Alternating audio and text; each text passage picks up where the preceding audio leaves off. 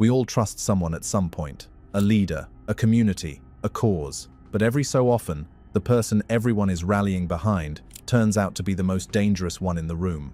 These are the leaders who built movements, demanded loyalty, and ended up in handcuffs for it. 1. Keith Raniere. One of the things that's most important in our country is the justice system. And although, people can hate me and do, and think I'm an odious type of a character, awful actually,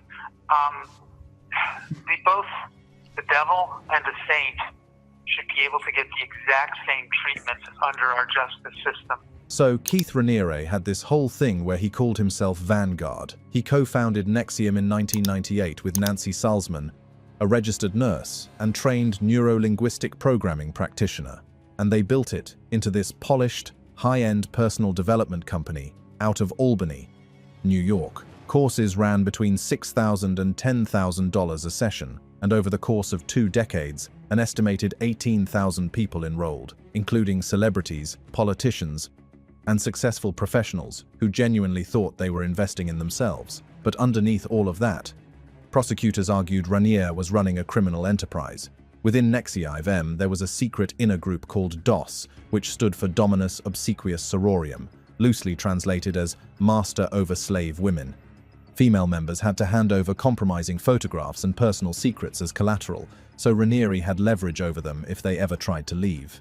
Women were also put on extreme low-calorie diets, and those who stayed in DOS were branded with Raniere's initials near the pelvic area, using a cauterizing pen, without anesthesia, so it was a permanent mark. Prosecutors also presented evidence that Raniere had started a sexual relationship with a 15-year-old girl named Camila back in 2005 and had taken nude photographs of her. In June 2019, a Brooklyn jury convicted him of racketeering, sex trafficking, forced labor conspiracy, sexual exploitation of a child, and human trafficking. And they reached that verdict in under 5 hours. After his conviction, prosecutors said he was still directing things from inside prison, emailing supporters and casting himself as the wrongly convicted one. On October 27, 2020, Judge Nicholas Garaufis sentenced Raniere to 120 years in prison and fined him $1.75 million. 2. Warren Jeffs. 1 man, 9 wives, 62 kids. For a leader of the largest polygamous group in the country, membership had its privileges. Warren Jeffs was the president of the Fundamentalist Church of Jesus Christ of Latter-day Saints, a polygamous sect with no affiliation to the mainstream LDS Church. He took over leadership of the FLDS following his father Rulon Jeffs' death in 2002. As the sole authority on marriages within the community, he held enormous power over the lives of roughly 10,000 followers, and he used that power in deeply disturbing ways. Jeffs arranged marriages between adult male followers and underage girls across Utah and Arizona, and the community's isolation made it very difficult for outsiders to intervene. In 2006, he was placed on the FBI's 10 Most Wanted list after spending months as a fugitive crisscrossing the country to avoid arrest. He was finally apprehended in August of that year during a traffic stop in Nevada, and evidence seized from his vehicle, along with materials recovered in a 2008 raid on the FLDS compound in El Dorado, Texas, became central to his prosecution. Among the evidence were audio recordings of Jeffs allegedly sexually assaulting a 12-year-old girl and instructing multiple young wives on how to please him sexually. DNA testing also confirmed he had fathered a child with a 15-year-old. At trial in 2011, Jeffs fired 7 attorneys, attempted to represent himself, and eventually refused to participate at all. During his closing argument, he stood silently in front of the jury for nearly half an hour without saying a word. A Texas jury convicted him on 2 felony counts of sexual assault of a child. On August 9, 2011, he was sentenced to life in prison plus 20 years, with the jury having deliberated for less than 30 minutes. 3. Eligio Bishop, Nature Boy. An alleged cult leader will now spend the rest of his life in prison after a jury found him guilty Friday on all counts, including rape. Eligio Bishop, also known as Nature Boy, was on trial for rape, false imprisonment, and 3 counts of sharing sexually explicit content on social media. Eligio Bishop, built a large online following under the names Nature Boy and 3God, attracting tens of thousands of subscribers across YouTube and Instagram. His group, Carbon Nation, was presented as a holistic wellness community built around naturalist lifestyle teachings and black liberation ideology. But former members and law enforcement described something very different. They alleged Bishop held women against their will, ordered physical assaults on those who disobeyed, and demanded sexual compliance as part of the group's structure. The group relocated constantly, moving through Honduras, Costa Rica, Hawaii, and Atlanta, and was reportedly expelled from several countries along the way. In March 2022, a former member who identified herself as his girlfriend told police that when she tried to leave the group, Bishop raped her, and then posted explicit videos of her on social media days later as retaliation. She reported it to police, and Bishop was arrested in April 2022. A grand jury indicted him in July on charges of rape, false imprisonment, and multiple counts of prohibiting nude or sexually explicit electronic transmissions without consent. At trial, his supporters caused repeated outbursts in the courtroom, and Bishop himself was accused of trying to derail the proceedings. During victim impact statements, he appeared on a video link from the DeKalb County Jail, looking completely disengaged, which the judge specifically addressed when discussing his lack of remorse. On March 1, 2024, a jury found him guilty on all counts. Judge Stacey Heydrich immediately sentenced Bishop to life without the possibility of parole, plus an additional 10 years, calling him a master manipulator and, in her own words, probably the clearest example of a narcissist she had ever seen in that courtroom. 4. Adnan Oktar, Harun Yahya.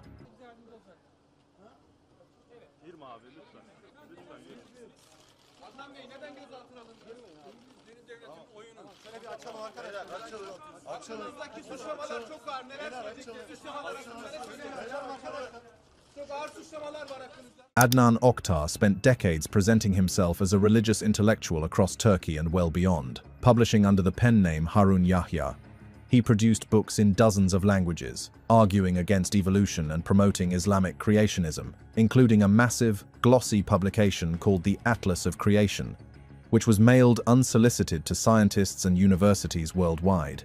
He also hosted his own television channel, A9 TV, where he appeared in designer suits surrounded by women in revealing clothing who he called his kittens. To outsiders, it looked bizarre.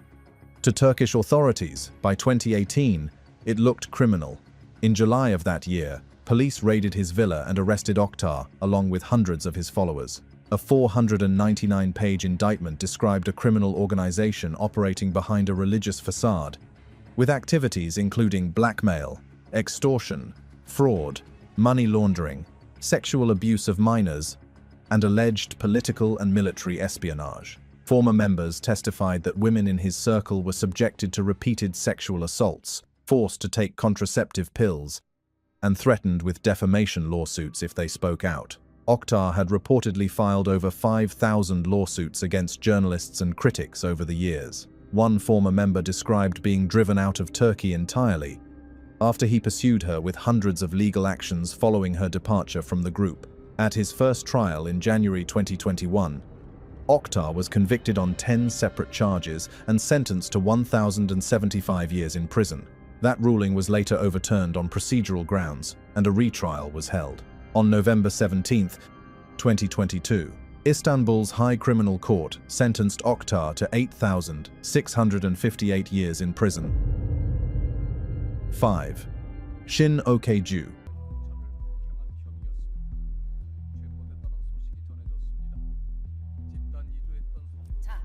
Shin Okju founded the Grace Road Church in South Korea and positioned herself as a prophet with direct access to divine revelation. In 2014, she told her congregation that war, famine, and natural disaster were imminent, and that Fiji was the only safe place on earth. She described it in sermons as the promised land written about in the Bible, and around 400 followers believed her. They surrendered their savings, paid visa fees of roughly $25,000 per person, and relocated to the South Pacific island. Once they arrived, their passports were confiscated. Grace Road's corporate arm, the GR Group, quickly secured construction and agriculture contracts from the Fijian government, and the followers were put to work on those projects. Those who refused to comply or tried to leave were subjected to group beatings that Shin called ground thrashing, which she framed as a method of driving out evil spirits. Video footage showed Shin herself slapping followers, dragging them by the hair, and throwing them to the ground during these rituals. Children in the group were denied education and adequate care throughout their time in Fiji. Shin was arrested upon returning to Seoul in July 2018, along with 3 other church leaders. A South Korean court found her guilty of 9 charges, including assault, false imprisonment, fraud, child abuse, and ordering child neglect. On July 29, 2019, Shin Ok-ju was sentenced to 6 years in prison. 5 other church officials received shorter sentences at the same hearing. 6. Charles Manson. Are you saying? I question his, huh? Are you saying? Same? Yes. That's relative. Charles Manson spent roughly half his childhood cycling through reform schools and detention facilities. By the time he was released from Terminal Island Federal Penitentiary in 1967, he had spent more of his life behind bars than outside of them. He drifted to San Francisco during the Summer of Love and began gathering a loose commune of young, disaffected followers, many of them women, at Spahn Ranch in Los Angeles. Manson developed an apocalyptic ideology he called Helter Skelter, borrowing the name from a Beatles song. His theory was that a race war between black and white Americans was coming, and that murders staged to resemble the work of black revolutionaries would help trigger it. Once the chaos settled, he believed he and the family would emerge from hiding in Death Valley to take control. In August 1969, family members carried out a series of murders across 2 nights that left 7 people dead. On the night of August 8th, Sharon Tate, Jay Sebring, Abigail Folger, Wojciech Frykowski, and Stephen Parent were killed at a house on Cielo Drive in Benedict Canyon. The following night, Leno and Rosemary LaBianca were killed at their home on Waverly Drive. Manson was not physically present at either scene, but was convicted of first-degree murder under conspiracy theory. At sentencing in March 1971, he began shouting that he had not been allowed to defend himself, and he and his co-defendants were removed from the courtroom before the verdicts were read aloud. He was originally sentenced to death, but after California's Supreme Court invalidated all death sentences in 1972, his sentence was commuted to life in prison. He died at Kern County Hospital on November 19, 2017, at the age of 83. 7. Kayla Norton and Jose Torres. 2 mothers, one of the defendants on one side and one of the victims on the other side, both addressing each other in court. Now, Jose Torres and Kayla Norton, in tears most of the hearing, were each given a year longer in prison than the state even was seeking. In July 2015, just weeks after white supremacist Dylan Roof killed 9 black worshippers at Emmanuel AME Church in Charleston, South Carolina, a convoy of pickup trucks rolled through Douglas and Paulding counties outside Atlanta, waving large Confederate battle flags. The group called itself Respect the Flag, and there were about a dozen of them, many armed, spending 2 days targeting black families with racial slurs and armed intimidation. On July 25th, the convoy pulled up to an 8-year-old's birthday party in Douglasville, Georgia, where children were celebrating near a bouncy castle and a snow cone machine. Several members got out of the trucks and approached the crowd. Kayla Norton retrieved a tactical 12-gauge shotgun with a pistol grip from the Powertel truck bed, loaded it, and handed it to Jose Torres, who pointed it at the partygoers and threatened to kill everyone present. Police arrived, and the convoy drove off, but cell phone footage of the incident was later posted online by the Southern Poverty Law Center. Months later, Respect the Flag was indicted as a street gang under Georgia's Street Gang Terrorism and Prevention Act. Investigators reviewed thousands of Facebook messages belonging to the defendants, finding discussions about attending KKK rallies, joining Skinheads Nation, and pervasive derogatory language targeting black people. Both Torres and Norton wept in court during sentencing, and Norton directly addressed the victims and apologized. On February 27, 2017, Superior Court Judge William McLean sentenced Torres to 20 years, with 13 to serve in prison, and Norton to 15 years, with 6 to serve. Both were permanently banished from Douglas County upon their release. 8. Lori Vallow Daybell. Doomsday mom Lori Vallow. She's on trial in Idaho, accused of murdering her children. The evidence is from January of 2020, when the former Arizona mom refused to cooperate with law enforcement in the search for her 2 kids who were missing. In 2018, Lori Vallow met Chad Daybell, an author of religious fiction with a following in fringe LDS communities, at a spiritual conference in St. George, Utah. Both were married to other people at the time, but their connection escalated quickly, and so did the deaths around them. In July 2019, Lori's fourth husband, Charles Vallow, was shot and killed by her brother, Alex Cox, at her home outside Phoenix, initially ruled self-defense. In October 2019, Chad's wife, Tammy Daybell, died suddenly at 49, originally ruled natural causes but later reclassified as asphyxiation at the hands of another.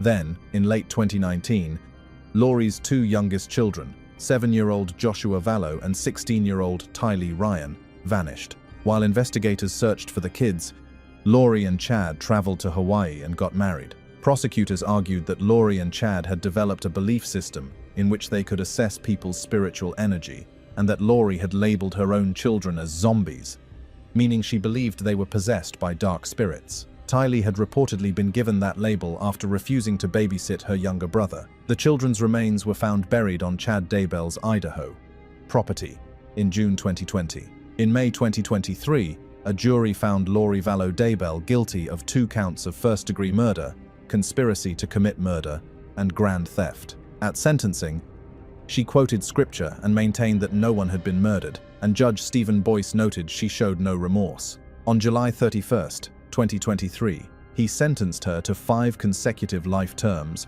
without the possibility of parole. In July 2025, she received 2 additional life sentences in Arizona for conspiring to murder her 4th husband, Charles Vallow, and for separately conspiring to murder her niece's ex-husband, Brandon Boudreaux, who survived the attempt on his life. 9. Peyton Gendron. I'm very sorry for all the pain I forced the victims and their families to suffer through. I'm very sorry for stealing the lives of your loved ones. I cannot express how much I regret all the decisions I made leading up to my actions on May 14th. Peyton Gendron was 18 years old when he drove over 3 hours from his home in Conklin, New York, to a Tops-Friendly Market in a predominantly black neighborhood on the east side of Buffalo. He had spent months planning the attack, making at least 2 scouting trips to the store, drawing a diagram of its layout, and counting the number of black shoppers he observed during those visits. He also wrote and distributed a lengthy online manifesto rooted in white supremacist replacement theory, the conspiracy that white people were being deliberately replaced by minorities. On May 14, 2022, Gendron arrived wearing bullet-resistant body armor and a helmet, carrying a semi-automatic rifle he had purchased legally but modified to accept high-capacity magazines. He opened fire outside the store and continued inside, deliberately targeting black shoppers and employees. 10 people were killed, all of them black, and 3 others were injured. Among the dead was Aaron Salter Jr., a retired Buffalo police officer working as a security guard, who fired back at Gendron, but his shots were deflected by the armor. The victims ranged in age from 32 to 86 years old. Ruth Whitfield, the eldest, had just finished visiting her husband at a nearby nursing home. At sentencing, a family member in the audience charged toward Gendron and had to be physically restrained by guards. Gendron pleaded guilty to 15 state charges, including murder and hate-motivated domestic terrorism, making him the first person in New York charged under that statute. On February 15, 2023, Erie County Court Judge Susan Egan sentenced him to life in prison without the possibility of parole. 10. Benton Byer. It's incredibly hard to accept, we are a multiracial family, that someone would want to harm my husband, my kids, or me for simply being married to a black man, that level of hate exists. In the spring of 2021, the Robinson family in Cold Spring, Minnesota, began noticing something was wrong. A man had been driving past their home repeatedly, and security cameras eventually identified him as Benton Byer, a local resident who had become convinced his girlfriend had cheated on him with an adult son of the Robinson family. The only basis for that belief was race. The Robinsons are a multiracial family, with a white mother, a black father, and biracial children, and Byer had no actual relationship with or knowledge of any of them. Over more than 80 days, the harassment escalated. He drove by the home repeatedly, filed a false police report accusing Phil Robinson of threatening him with a large knife, and sent his girlfriend messages filled with racial slurs. When she relocated to California, he kept targeting the family anyway. About 20 minutes after sending her a text saying he knew what he was thinking about doing, Bayer stole an SUV, placed a large granite rock on the accelerator, and sent it crashing into the front of the Robinson home. Inside the vehicle was a teddy bear hanging from a noose. Children were asleep on the couch just a few feet from the point of impact. No one was physically injured, but the psychological damage to the family was lasting. Bayer was convicted in September 2022 of stalking, harassment, first-degree criminal damage to property, vehicle theft, and multiple counts of second-degree assault with a dangerous weapon, with the jury finding the crimes were racially motivated. At sentencing, 3 members of the Robinson family addressed the court directly. On November 18, 2022, Stearns County Judge Andrew Pearson sentenced Bayer to 105 months, just under 9 years, in prison. 11. Brenton Tarrant.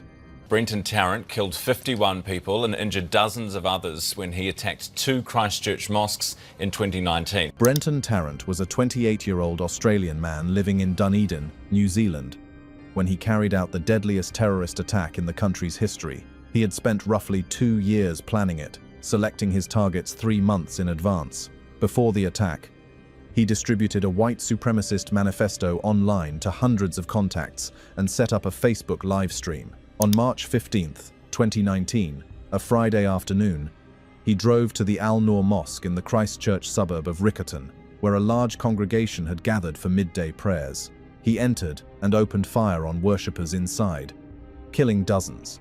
He returned to his vehicle to swap weapons, then re-entered before driving to the Linwood Islamic Center and carrying out a second attack there. At Linwood, a bystander named Abdul Aziz Wahabazada confronted him, grabbed a firearm from Tarrant's car, and chased him down the street, forcing Tarrant to flee before he could inflict more casualties there. Police arrested him after ramming his vehicle while he was driving toward a third mosque. 51 people were killed across both attacks, and 89 others were injured. The youngest victim was 3 years old. Tarrant initially pleaded not guilty, then changed all his pleas to guilty in March 2020. He pleaded guilty to 51 counts of murder, 40 counts of attempted murder, and 1 count of engaging in a terrorist act. At sentencing on August 27, 2020, he declined to address the court. Justice Cameron Mander sentenced him to life imprisonment without the possibility of parole on each murder count, the first time New Zealand had ever imposed that sentence on any defendant in the country's history. 12. Travis McMichael, Gregory McMichael, and William Bryan. We, the jury, find the defendant Travis McMichael guilty. We, the jury, find the defendant Greg McMichael guilty. We, the jury, find the defendant William R. Bryan guilty. On February 23, 2020, 25-year-old Ahmaud Arbery was out jogging near his home in Satilla Shores, a neighborhood outside Brunswick, Georgia, when 3 white men decided to pursue him. Gregory McMichael, a former police officer and district attorney investigator, spotted Arbery from his yard and called out to his son Travis, and the two armed themselves and gave chase in their pickup truck. A neighbor named William Roddy Bryan joined the pursuit in a separate vehicle, helping box Arbery in while recording the confrontation on his cell phone. Travis McMichael exited the truck and confronted Arbery directly. A physical struggle broke out, and Travis shot him 3 times at close range. Arbery was 25 years old and had committed no crime. The McMichaels told police they believed Arbery was a burglary suspect, but authorities later confirmed he was unarmed and had done nothing wrong. No arrests were made for months. All 3 men received additional federal hate crime sentences. The McMichaels each received federal life sentences, while Bryan was sentenced to 35 years on the federal charges. 13. William Melendez. Floyd Dent says he's being victimized again, once by the Inkster police officer William Melendez, who beat him on the side of the road, and now by the Court of Appeals that is allowing the ex-cop an early release from prison into a boot camp. Just not getting the news right now about him going off to like a boot camp, I mean, that's just really just too easy for him. William Melendez was a veteran officer with years on the Inkster, Michigan, force and had genuine commendations for his service, including acts of courage acknowledged by the department. Around the precinct, he went by the nickname RoboCop. On January 28, 2015, Melendez pulled over 58-year-old Floyd Dent, a Detroit auto worker, in Inkster for running a stop sign. Dashcam footage showed Melendez yanking Dent from the vehicle and punching him 16 times in the head in 10 seconds. Other officers then joined, kicking and tasing Dent before throwing him against a police car windshield. Dent was hospitalized for 3 days with a head injury, fractured ribs, and facial wounds. Following the beating, Melendez charged Dent with resisting arrest, possession of cocaine, and assaulting an officer. The drug charge was later dropped after Dent passed a lie detector test, and his fingerprints were not found on the evidence. The assault charge was also dropped, and Dent settled a civil lawsuit with the city of Inkster for $1.4 million. He served 14 months before being released on parole. 14. Jeremy Christian. I blame the system for creating and facilitating people like Jeremy, and then we, the community, have to deal with them. In my case, the white supremacist got special treatment from the police. The police officer Gaspy believed the assault was made by the assailant. He didn't believe me or the two TriMet supervisors. Jeremy Christian had a documented history of extremism well before May 26, 2017. He had prior convictions for kidnapping and robbery, had posted neo-Nazi and anti-Semitic content extensively online, and had been arrested at a political rally the month before the attacks for throwing a bottle. On that Friday evening in Portland, Oregon, he boarded a Max light rail train and directed a racist, anti-Muslim tirade at 2 black teenage girls, one of whom was wearing a hijab. 3 men stepped in to intervene. Taliesin Namkai Meke, 23, and Ricky Best, 53, positioned themselves between Christian and the girls. A third man, Micah Fletcher, 21, also intervened. Within 11 seconds, Christian pulled out a 4-inch folding knife and stabbed all 3 men, inflicting 11 wounds total. Namkai Meche and Best both died from stab wounds to the neck. Fletcher survived with serious injuries. Christian was arrested a few blocks away and reportedly expressed no remorse when speaking to police. At his arraignment the following week, he began shouting the moment he entered the courtroom, declaring that he viewed his actions as patriotism, not terrorism. At sentencing in June 2020, Christian was removed from the courtroom after a violent outburst during victim impact statements and returned to the proceedings via video link. He told the court he stood by his actions and directed comments at Fletcher, the surviving victim, suggesting he write to him while in prison. On June 24, 2020, Judge Cheryl Albrecht sentenced Christian to 2 consecutive life terms, without the possibility of parole, 1 for each murder, plus approximately 26 additional years for the remaining charges. 15. Frazier Glenn Cross, Frazier Glenn Miller Jr. We, the jury, find the defendant guilty of capital murder as charged in Count 1. I think that lady just saying. Frazier Glenn Cross spent nearly 6 decades as one of the most recognizable white supremacists in the United States. He founded 2 paramilitary organizations in North Carolina, the Carolina Knights of the Ku Klux Klan, and later, the White Patriot Party, and spent years stockpiling weapons, burning crosses, and threatening public figures. In 1987, the FBI arrested him at a Missouri trailer park, alongside a cache of automatic weapons and explosives. He agreed to testify against other white supremacist leaders in exchange for a reduced sentence and served 3 years in federal prison.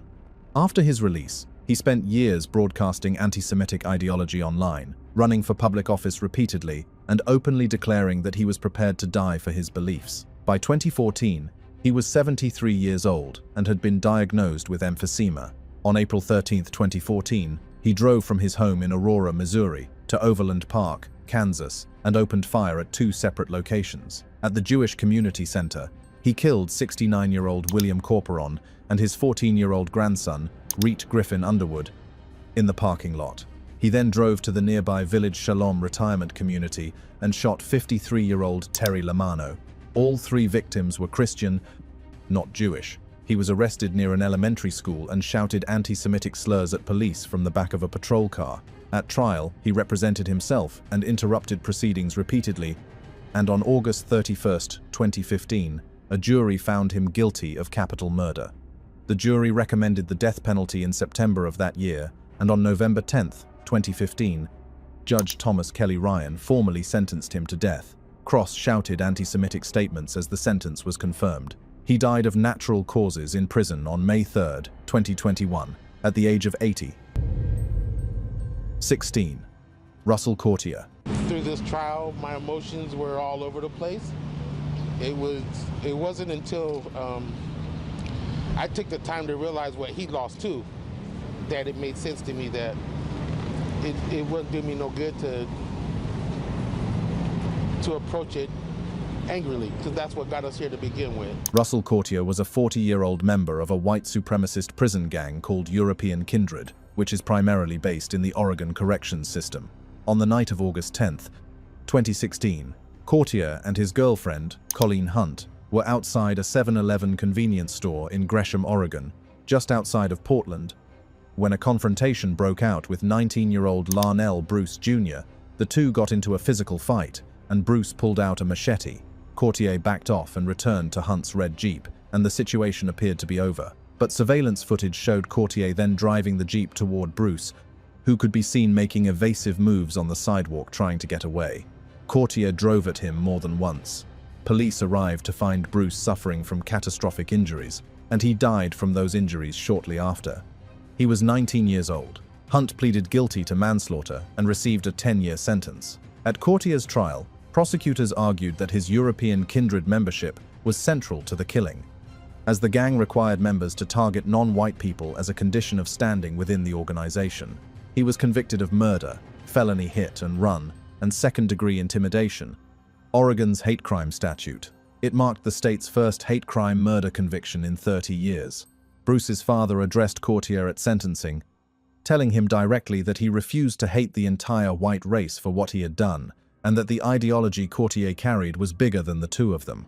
On April 16, 2019, Multnomah County Judge Jerry Hodson sentenced Courtier to life in prison with the possibility of parole after 28 years.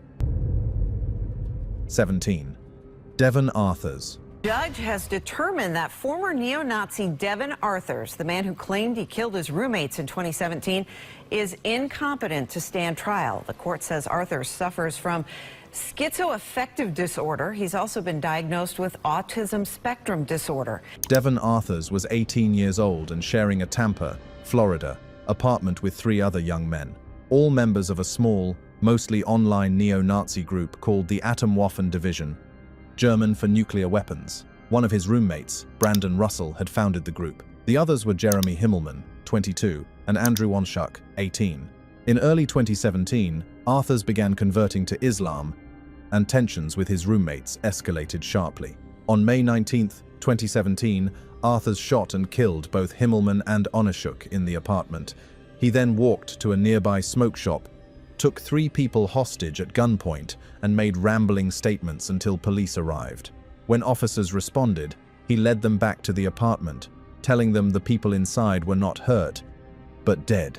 Inside, investigators found guns, ammunition, and bomb-making materials, including the explosive compound HMTD and several pounds of ammonium nitrate. They also found extensive neo-Nazi propaganda and a framed photograph of Oklahoma City bomber Timothy McVeigh on a bedroom dresser. Arthurs told police the group had been planning terrorist attacks, possibly targeting nuclear power plants. He was subsequently diagnosed with schizophrenia and autism and was found incompetent to stand trial multiple times between 2018 and 2022, spending those years in a mental health facility before a judge eventually cleared him to proceed.